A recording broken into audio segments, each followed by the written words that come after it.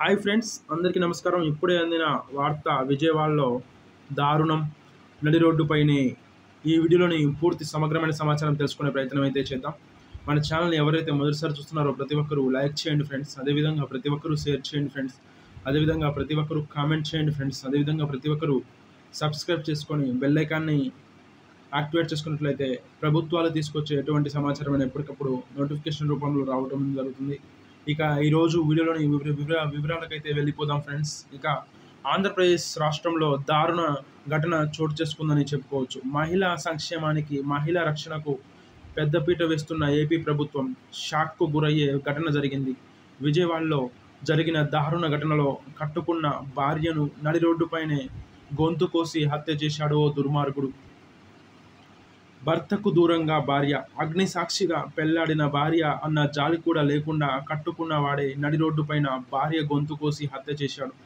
విజయవాడలో ఒక ప్రైవేటు ఆసుపత్రిలో నర్సుగా పనిచేస్తున్న సరస్వతి అనే మహిళ గత కొంతకాలంగా భర్తకు దూరంగా ఉంటుంది. కుటుంబ కలహాలతో భార్యాభర్తలిద్దరూ గొడవలు పడుతున్న క్రమంలో ఆమె భర్తకు దూరంగా ఉంటుందని చెప్పుకోవచ్చు.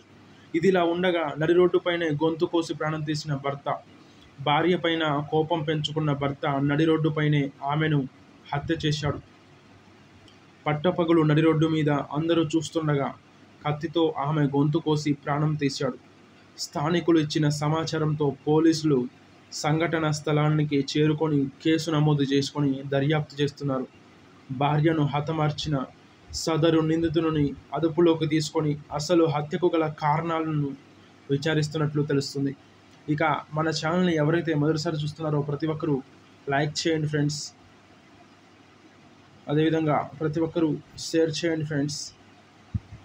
అదేవిధంగా ప్రతి ఒక్కరూ కామెంట్ చేయండి ఫ్రెండ్స్. కామెంట్ రూపంలో మీ సందేహాలను వ్యక్తపరచండి. లైక్ చేయడం ద్వారా రాష్ట్ర వ్యాప్తంగా ఉన్న 2,75,90,000 మందికి సమాచారం చేరుతుంది. అదేవిధంగా ప్రతి ఒక్కరూ షేర్ చేయండి ఫ్రెండ్స్. షేర్ చేయడం ద్వారా మీ స్నేహితులకు, బంధువులకు షేర్ చేయండి. అదేవిధంగా కామెంట్ రూపంలో మీ సందేహాలను వ్యక్తపరచండి. అదేవిధంగా ప్రతి ఒక్కరూ మన ఛానల్ ఎక్స్క్లూజివ్ డైలీ న్యూస్ ఛానల్ని సబ్స్క్రైబ్ చేసుకొని బెల్ ఐకాన్ ఆన్లో పెట్టండి. తద్వారా ఇలాంటి తెలంగాణ ప్రభుత్వం నుంచి అయినా, ఆంధ్రప్రదేశ్ ప్రభుత్వం నుంచి కానీ, కేంద్ర ప్రభుత్వం నుంచి కానీ వచ్చే ఎటువంటి సమాచారమైన ఎప్పటికప్పుడు నోటిఫికేషన్ రూపంలో రావడం జరుగుతుంది ఫ్రెండ్స్. కావున మర్చిపోకుండా ప్రతి ఒక్కరూ లైక్ చేయండి ఫ్రెండ్స్. అదేవిధంగా ప్రతి ఒక్కరూ షేర్ చేయండి, సబ్స్క్రైబ్ చేసుకోండి ఫ్రెండ్స్. మన ఛానల్ ఎక్స్క్లూజివ్ డైలీ న్యూస్ ఛానల్ని సబ్స్క్రైబ్ చేసుకోండి ఫ్రెండ్స్.